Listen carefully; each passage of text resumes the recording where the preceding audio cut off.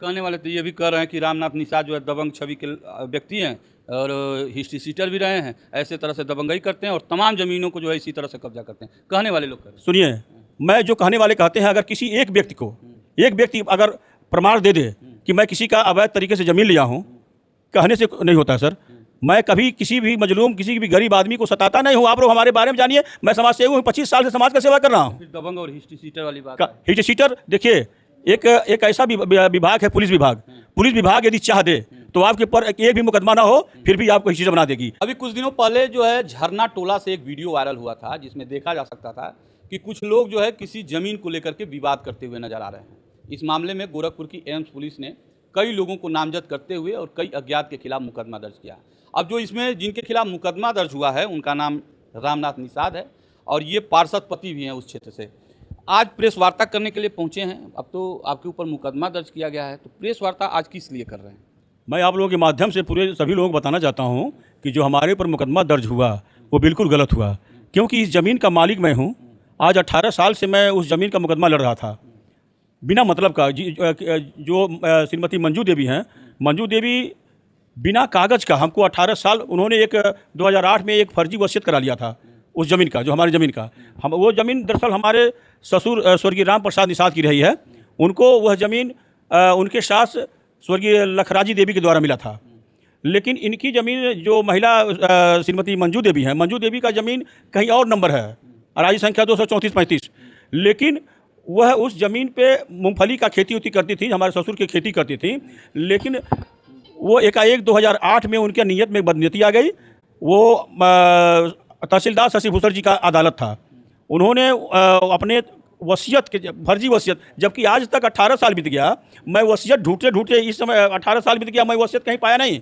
वसीयत के आधार पर उन्होंने लगभग 5-7 साल मुकदमा लड़ाया। अच्छा, एक चीज़ बताइए, जो वीडियो में दिख रहा है वो सब लोग आपके लोग थे? वीडियो में जो दिख रहा है सब लेबर थे और एक दो हमारे भी लोग होंगे। काम होगा, हमारे ज़मीन पे काम होगा। जिस जमीन पे 18 साल से मुकदमा चल रहा है जी, तो आप वहाँ क्यों चले गए काम कराने? क्यों? हमारा डिग्री हो गया। अच्छा। मैं मालिक हूँ, ये इंतखाब में मेरा नाम है। कब डिग्री हुआ? ये हुआ है 2007-4-2025 को हुआ था। लेकिन उसी रास्ते से मैं बता रहा हूँ, उसी रास्ते से लगभग 50-60 लोगों का रास्ता रुक रहा है। तो आज माननीय मुख्यमंत्री जी के आशीर्वाद से त्वरित आर्थिक योजना के तहत वहाँ रोड पास हुआ है। तो वहाँ पर जो मलबा था, मलबा को हटाना जरूरी था, क्योंकि आप लोग जानते ही हैं कि वहाँ पर यही होगा चाहे यही होगा, कोई अपना विवाद नहीं लेता है ना कहीं। क्योंकि वहाँ पर एक महिला बार बार घूम कर चली जाती थी, मंजू देवी कहती थी ये जमीन मेरा है। तो ठीक है, आप कह रहे हैं कि 25 में आपके लिए डिग्री हो गया, आप 2026 में 30 लोगों के साथ पहुंच जा रहे हैं, तो इसकी कोई न्यायिक प्रक्रिया होती है? आप प्रशासन से जो है परमिशन लेते, प्रशासन का सहयोग लेते, उसके बाद जाते, तो फिर नहीं, मैं तो क्या कोई वहाँ पर मारपीट करने गए थे क्या सर? आरोप तो यही लगा है, दबंगई का आरोप। देखिए, आरोप जो लगा है कहीं कुछ नहीं, एक सुई का नोक तक कोई विवाद नहीं हुआ है वहाँ पर।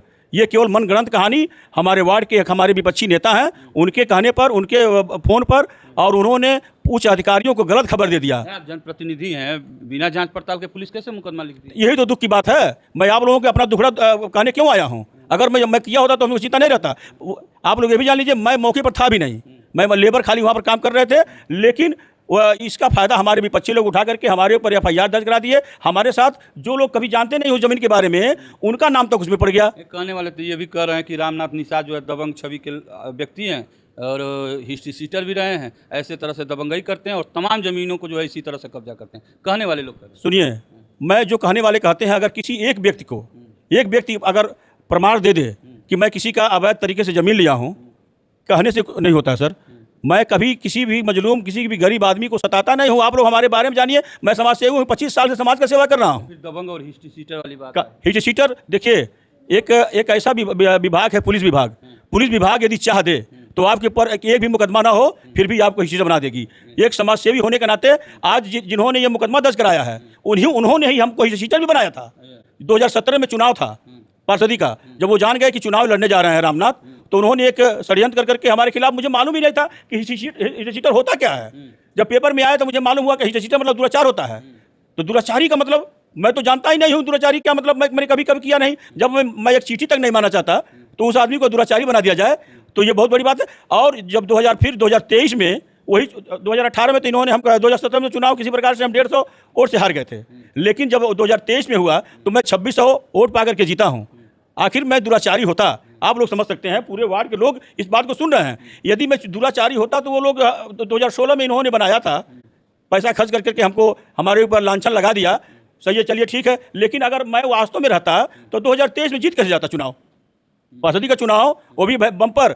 और अभी ऐसे आदमी को हरा दिया गया, एक निर्दल प्रत्याशी ने हरा दिया जो महानगर का एक पदाधिकारी रहा हो और उसको हरा दिया गया।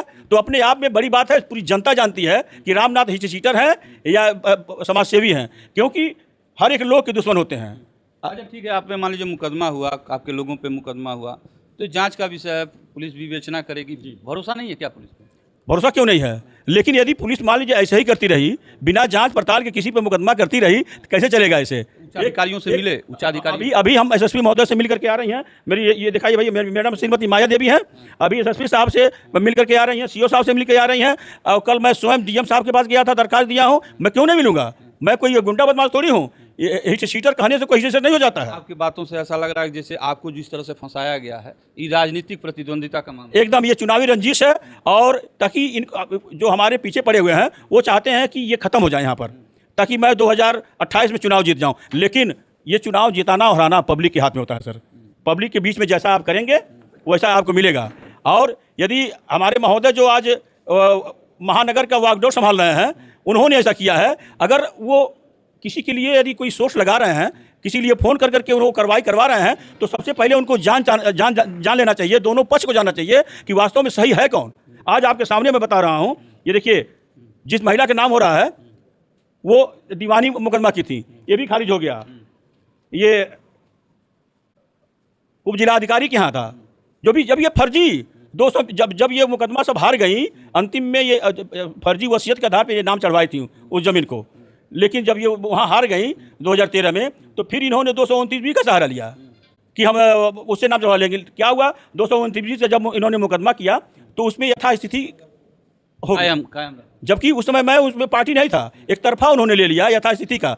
तो मैं न्यायालय का सम्मान करता हूं, मैं कानून को मानने वाला हूं, और उसी यथास्थिति का सम्मान करते करते आज 18 साल हो गया है। और 7/4/2025 को जब ये उनका मुकदमा ही खारिज हो गया, यथास्थिति भी खत्म हो गया, तो आज वहाँ उस जगह से सैकड़ों लोगों का रास्ता बनना है। तो मैं मलबा साफ करा रहा था और उसको बराबर करा रहा था, तो मैं क्या गलती किया हूँ? जैसे सब कुछ आपके पक्ष में है, पेपर भी पक्ष में है, आपके लिए जो है आप इंतखाब भी है, आदेश भी जो है, मुकदमे भी खारिज हो जा रहे हैं, तो क्या कारण है कि आपको जो है प्रशासन कब्जा नहीं दिला पा रही है?